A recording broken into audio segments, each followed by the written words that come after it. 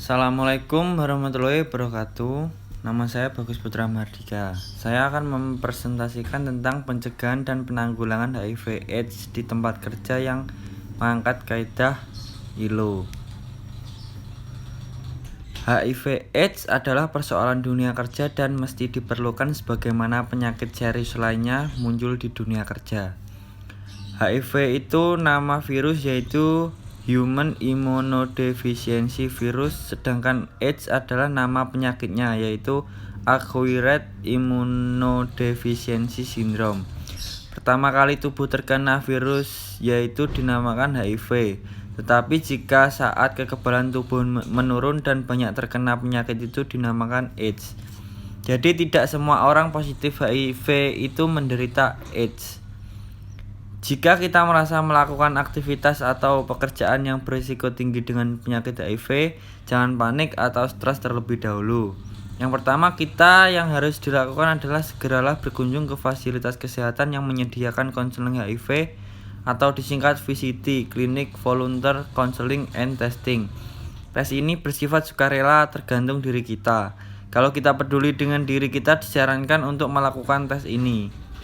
Sebelum kita dites, kita akan dikonseling terlebih dahulu, karena konseling bertujuan untuk mengetahui tingkat resiko infeksi dan juga pola hidup keseharian kita, apa benar faktor resiko tinggi untuk menderita penyakit HIV. Jika dari konseling tersebut diperkirakan kita beresiko tinggi terkena virus HIV, kita akan disarankan untuk melakukan tes HIV. Tes HIV diambil dari darah kita untuk mengetahui antibodi tubuh kita dalam HIV. Yang pertama yaitu bisa tes antibodi cepat atau rapid antibody test. Tetapi antibodi kita melawan HIV itu baru muncul setelah 6-12 minggu atau kurang lebih 3 bulan setelah terpapar HIV.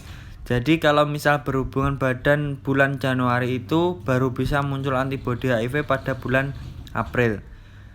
Jika kita memang merasa terpapar HIV dengan resiko tinggi, kita bisa berdiskusi dengan konseling untuk mendapatkan pengobatan PEP atau post exposure prophylaxis.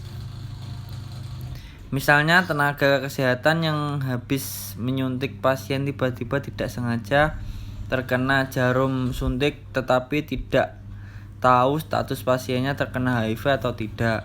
Lalu langsung ke konseling untuk cerita. Setelah itu akan direncanakan untuk tes antibodi cepat dan akan diberikan prophylaxis. Pengobatan ini harus dimulai maksimal 3 hari pasca kita merasa terpapar infeksi HIV. Semakin cepat diobati semakin baik. Obat ini berfungsi untuk memberikan waktu jeda sambil menunggu karena antibodi baru terbentuk 3 bulan kemudian untuk memberi kekebalan tubuh kita melawan virus HIV tadi. Setelah mendapatkan prophylaxis 3 bulan kemudian kita akan dites lagi apakah benar-benar terbebas dari HIV atau tidak. Namun jika hasilnya positif, kita akan mulai dibimbing konselor untuk melakukan pengobatan HIV dan bagaimana cara terbaik untuk hidup dengan HIV. Setelah itu kita akan dianjurkan tes darah secara rutin untuk menghitung kadar CD4 dalam tubuh kita. Jadi pengobatan bisa dimulai ketika CD4 kita menurun. Begitu start melakukan pengobatan HIV menggunakan ARV antiretroviral, kita harus meminum obat tersebut seumur hidup secara rutin dan jangan sampai terputus atau bolong-bolong untuk menjaga jumlah kadar CD4 dalam tubuh kita dan mempertahankan kekebalan tubuh kita. Semua pengobatan pasti ada efek sampingnya. Contoh pengobatan efek samping dari HIV adalah kelelahan, diare, mual, muntah, ruam pada kulit, perubahan mood. Oleh karena itu, ketika kita merasakan perubahan-perubahan pada tubuh kita juga harus segera konsultasi pada konselor di VCT tempat kesehatan terdekat.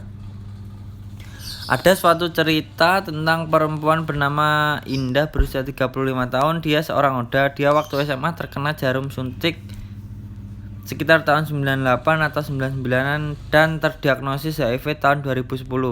Dia sedih dan khawatir lebih ke arah anaknya, bukan sedih karena dirinya sendiri, karena waktu itu posisinya sudah punya anak, sempat dijauhi teman, mungkin temannya kurang tahu informasi mengenai HIV. Jika mereka tahu informasi mungkin mereka tidak menjauhinya.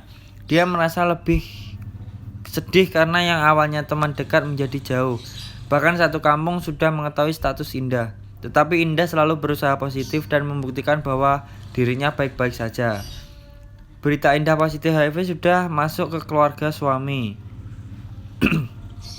Akhirnya Indah dan suami terpisah. Tetapi bukan karena Indah positif HIV, tetapi karena mempunyai istri yang terkena HIV. Setelah berpisah, anak-anak dibawa Indah semua.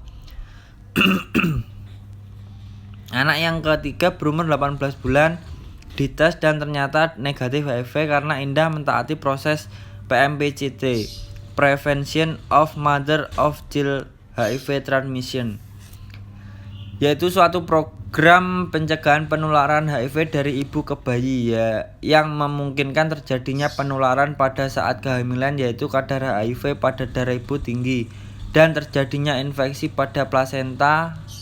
Jadi dari hamil sampai lahir aturan dokter semua diikuti. Keluarga besar lebih support Indah. Mereka malah memberi semangat pada Indah.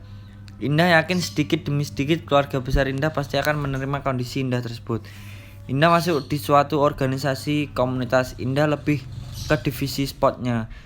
Jadi Indah dan komunitasnya menginformasikan tentang isu HIV-nya lewat sepak bola. Jadi kalau sepak bolanya di teknik dasar seperti sepak bola pada umumnya, tetapi disisipi isu HIV, karena berhubungan sama anak kecil itu harus berbicara yang dasar yang tidak terlalu dalam masalah HIV-nya.